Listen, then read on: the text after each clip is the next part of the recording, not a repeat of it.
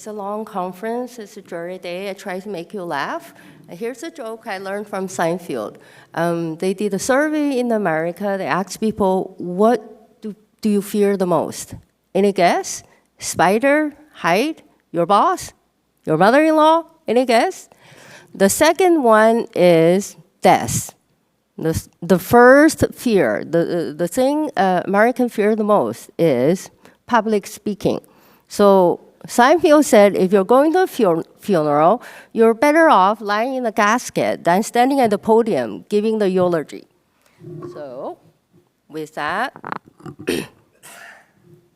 I'm going to talk about AI-assisted Cap analog, AI-assisted Cap analog discovery platform, and also the leading candidate coming out of that platform.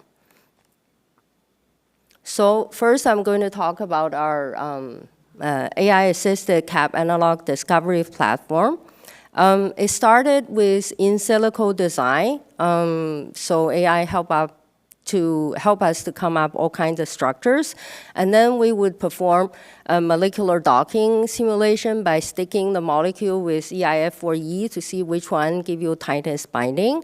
And after that, we'll attempt to synthesize the molecule. If the molecule is very difficult to synthesize, the commercial value is not very high, and then we'll drop that molecule from the pool. And after that, we would actually synthesize all the molecule and perform an array of tests. And we collect the result and then feed the result back to the design, build, test, learn, machine learning cycle. So those are the list of molecules AI help us to design. They're all trinucleotide, and the modification happens either on the inverted G or the first nucleotide or the linker in between. And then we look at the molecular docking data. So our benchmark is the AG, the GAG cap. The binding energy is minus 522. So here you want the binding energy to be a bigger negative number. So when the interaction get disrupted, there more energy get released. So Cap4 is a very interesting molecule. If you look at the structure, it's open ring. It's not ribose sugar ring anymore. It's open ring. And the binding energy is slightly lower than the benchmark. And Cap5, we call that ENE structure. So there's a double bond highlighted over there. And the binding energy is pretty high. It's 558. And Cap7 is a 6-member ring instead of a 5-member ring. And Cap8 is a morpholino structure. So if you look at the predicted binding, it's not as tight as the other cap structure. And then first thing we did is we test IVT. Yield, our target is 8 mg per mil. And the green bar is a benchmark GAG. So if you look at it, Cap5, Cap4, they give you a higher yield than the benchmark. Cap2211, it's a new cap we discovered. So we don't tell people the structure because we're in the middle of patenting it. The Cap GAU, ENE version, and Cap A, even though they're not as high as a benchmark, it still give you high enough yield. And then if you look at integrity, purity, basically you don't see a big difference. So the green bar, again, is your benchmark, and then you have some caps give you higher, integrity, some lower, but difference is not big. And here you see a big disparity in terms of performance. This is capping efficiency. So here, interestingly, your GAU cap and GAU ENE version is higher than the benchmark. And your Cap4 and Cap5, even though it's lower than the benchmark, is still greater than 90% capping efficiency.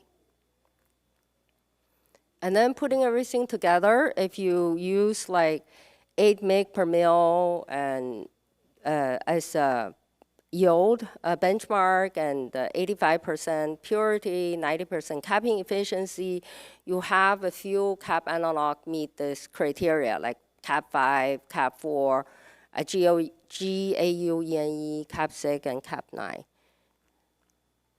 And then we look at the protein expression. We divide the cap analog in 2 groups. This is performance of group 1. So benchmark is the blue bar is cap GAG, and the violet color one is Cap5. So the bars are the luciferase signal. So overall, Cap5 performed slightly better than the benchmark, and the Cap4 did not do as well. So early on, we seen good result of Cap4. Now, based on our new data, Cap4 did not perform very consistently. And then we look at the other caps. So here there you see your Cap A, Cap 2211, and also the GAU version. Compared to the benchmark, the blue bar, your Cap A didn't do as well. And if you remember previously, the molecular docking simulation also did not give you a higher number. That's Cap A, and all the others perform sort of on par with the benchmark. So if you bring a new cap analog to the market, other than the performance, you also need to address questions such as, is the new cap safe? Does the new cap work with different T7 polymerase, or will the new cap structure affect mRNA stability? So we performed safety study in mice. We inject mice with 50 microgram of mRNA, either capped with GAG or in this case, a new cap is actually Cap4. We also inject Cap4 alone, not the mRNA. So injection volume is 50 microgram. And then we look at the negative control is saline solution. We look at the weight of the animal. They track very closely with negative control. And then we did blood chemistry.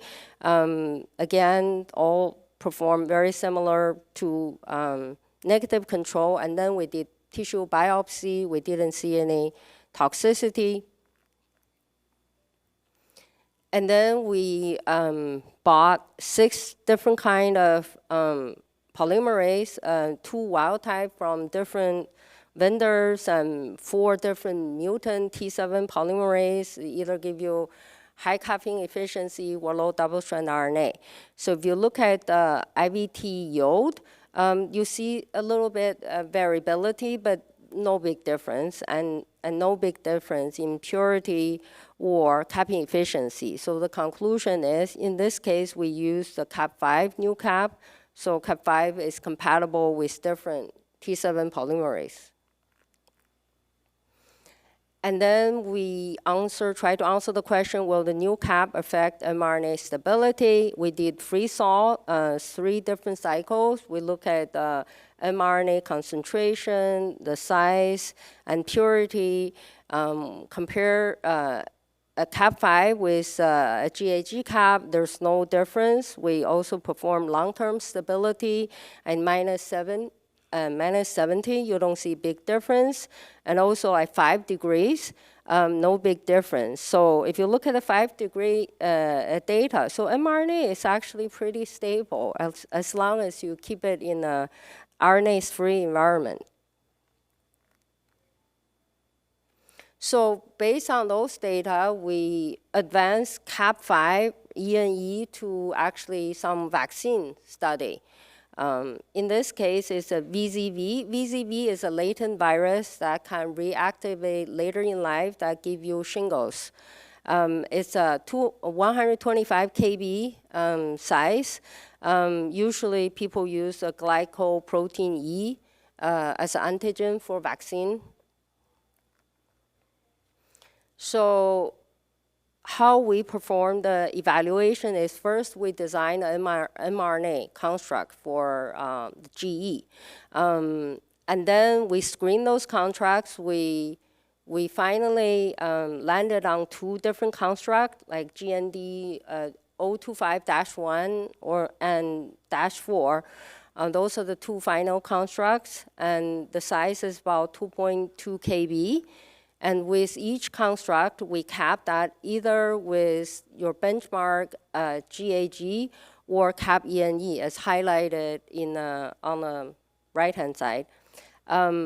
So we make, altogether, we make 4 different mRNAs by IVT, and then we encapsulate them in LNP, and then we tested protein expression in HEC293 T cells, and then we look at the vaccine performance in mice. So first, those are the quality attributes for the mRNA vaccine. The top table is just for the mRNA. The first 2 rows are 2 different constructs, like 251 or 254 with GAG cap. The bottom 2 are with Cap5, our novel cap. If you look at the purity, like 260-280 ratio, the mRNA integrity or capping efficiency, they're all very similar. And the bottom table are the quality attributes for LNP, including particle size, PDI, percentage encapsulation. They're also very similar. And then we tested protein expression in HEC293 T cells. On the left-hand side is a gel picture. And then if you look at the bar form, clearly for both constructs, ENE cap give you higher protein expression than GAG. So this is a vaccine data. So we did IM injection of mice at day 0 and day 21. And then we collected either blood or splenocytes at 4 different time points. We check either the antibody response or cellular immune response. The data you're looking at is actually the anti-GE specific IgG titer by ELISA. The control is PBS, and Shingrix is a commercial shingles vaccine by GSK. The next 2 bars are construct 251 capped either with GAG or Cap5. And then the next 2 bars are construct 254 capped either with GAG or Cap5. So Cap5, that's the tallest bar. That's day 7. And then day 14, you see the response kind of tempered down a little bit. And after the booster shot, you get much higher IgG. And the last data point, day 35, so clearly you can see 254 construct performs better than 251. And the Cap5 performs better than GAG in terms of antibody response. So this is interferon gamma secreting splenocytes by ELISpot. So again, your controls are a PBS and commercial shingles vaccine. And then you look at the next 2 bars are the construct 251 cap with GAG or Cap5, and then 254 cap with GAG or Cap5. And then if you look at the last data point, day 35, you can see again construct 254 outperform 251 and ENE outperform GAG. We did PK study in this as well. We inject mice, and then we collect blood and tissue samples at 1 hour, 3 hour, etc. We look at the copy number. So we basically did extract RNA. We did QRT-PCR. We look how many copies. So here you can see like your highest number is like the first hour, right? 1 hour. And Cap5, you see much higher copy than the GAG cap in both blood and injection site.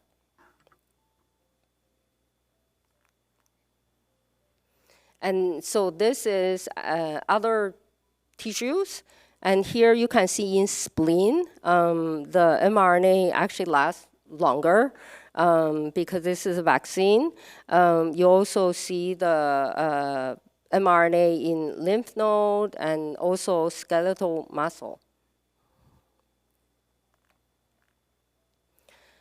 So we also incorporate Cap5 in HPV vaccine.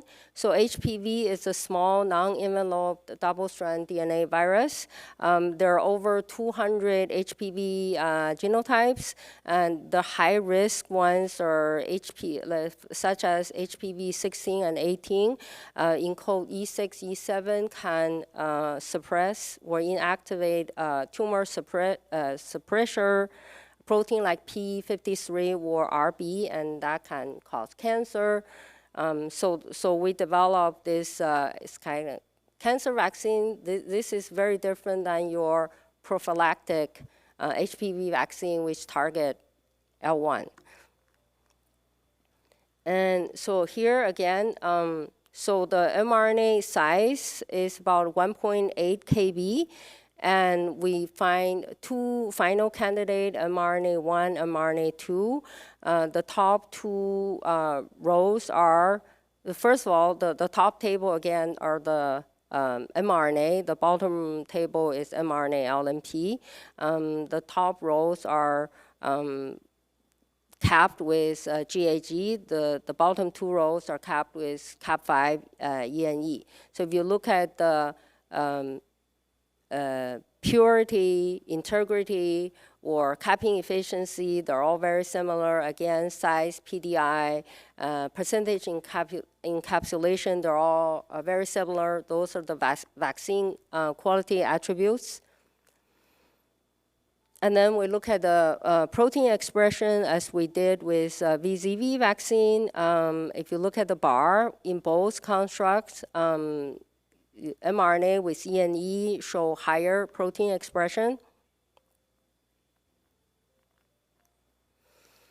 And then we took the C57BL6 mice and engrafted that with TC1 tumor. 3 days later, we gave mice a vaccine. And then we collect the blood. We look at the number of CD8 T cells, and then we also look at the tumor volume. So if you look at the T cell response, your control is PVS and MT-LNP. And the first group are the T cell response from mRNA capped with GAG at 3 different dosage level, 10 microgram, 20 microgram, 30 microgram. And then the next group are capped with Cap5. So if you look at like a low dosage number, like Cap5 clearly give you a higher number than GAG, and a higher concentration. They look kind of similar, but slightly better. And in terms of tumor volume, if you don't give mice vaccine, the tumor just continue to grow. For the vaccinated mice, the tumor stop growing, except the vaccine with GAG cap at low dosage level, at 10 microgram dosage. That's gold square, ticked up. And then we look at the survival. So if you don't give mice vaccine, they kind of died at day 25. And for vaccinated mice, you see like 100% survival at day 45, except the vaccine at low dosage level that capped with GAG.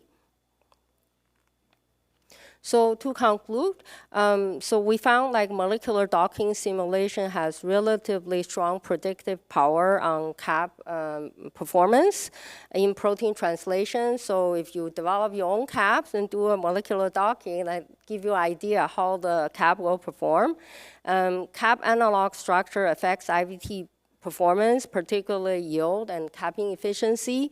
So based on our experiment, we advanced the Cap5 to the final stage to be used in the vaccine development, and we discovered that in the VZV vaccine, Cap5 show higher protein expression, better PK profile, and also strong humoral and cellular immune response. And in HPV vaccine, Cap5 also show higher protein expression, stronger T cell response, and potent anti-tumor protection. So just a word about Areterna. Aret is a Greek word for excellent. So Areterna is excellent RNA. The company was founded about 9 months ago to serve Synthgene customers outside China. Synthgene was founded in 2018 by a group of enthusiastic nucleic acid chemists. We have over 800 patents. We raised about over 400 million RMB. The company has 400 employees, over 200 customers in China. Now we have about 50 customers outside China.